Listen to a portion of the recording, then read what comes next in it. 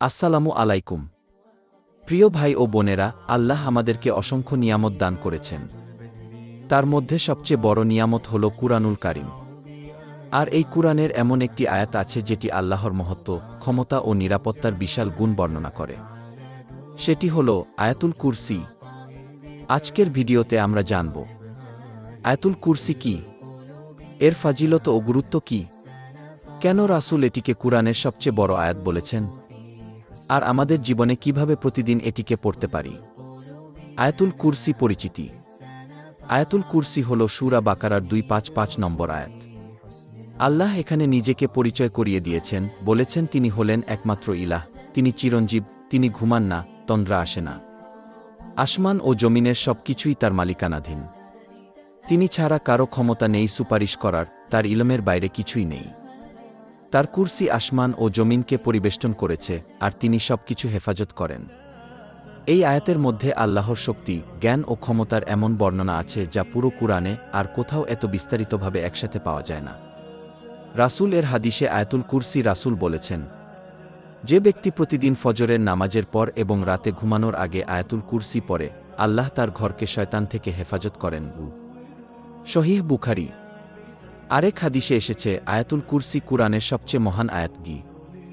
এমনকি একবার শয়তান এসে এক সাহাবীর সাথে কথা বলেছিল।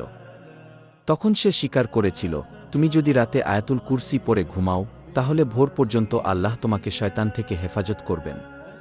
সাহাবী ঘটনাটি রাসূলকে জানালে তিনি বলেন, সে যদিও মিথ্যাবাদী, তবুও এবার সত্য কথা বলেছে।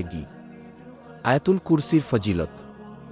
আয়াতুল কুরসি পড়ার কিছু বিশেষ ফজিলত। শয়তান ও জিন থেকে নিরাপত্তা। যে ব্যক্তি রাতে পড়ে ঘুমায়, আল্লাহ তাকে হেফাজত করেন। জান্নাতের মাধ্যম। রাসূল বলেছেন, যে ব্যক্তি প্রতিটি নামাজের পর আয়াতুল কুরসি পড়ে, তার জান্নাত ছাড়া আর কিছু নেই। আল্লাহর সুরক্ষা। ভ্রমণ বা একা থাকার সময় আয়াতুল কুরসি পড়লে মানুষ আল্লাহর নিরাপত্তায় থাকে। আল্লাহর মহত্ব উপলব্ধি। আয়াতে আল্লাহর ক্ষমতা, জ্ঞান, মালিকানা এত সুন্দরভাবে এসেছে যে আমাদের ঈমান হয়। ফেরেশতার দোয়া। নিয়মিত পাঠ করলে আল্লাহর ফেরেশতারা হেফাজত করেন। আল্লাহর সান্নিধ্য লাভ। আয়াতুল কুরসি পড়লে আল্লাহর কুদরতের গভীরতা মনে গেঁথে যায়। বাস্তব জীবনে কিভাবে পড়ব? প্রতিদিন ফজরের নামাজের পর একবার।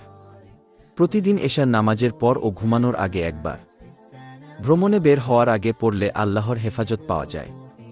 সন্তানদের উপর ফু দিয়ে পড়া যায়, এতে আল্লাহ তাদেরকে হেফাজত করেন। অসুস্থ হলে আয়াতুল কুরসি পড়ে দোয়া করা যায়। কোনো ভয় পেলে বা একা থাকলে এই আয়াত পড়া সবচেয়ে উত্তম। প্রিয় ভাই ও বোনেরা, আয়াতুল কুরসি শুধু একটি আয়াত নয়, বরং এটি আমাদের জীবনের এক বিশাল ঢাল।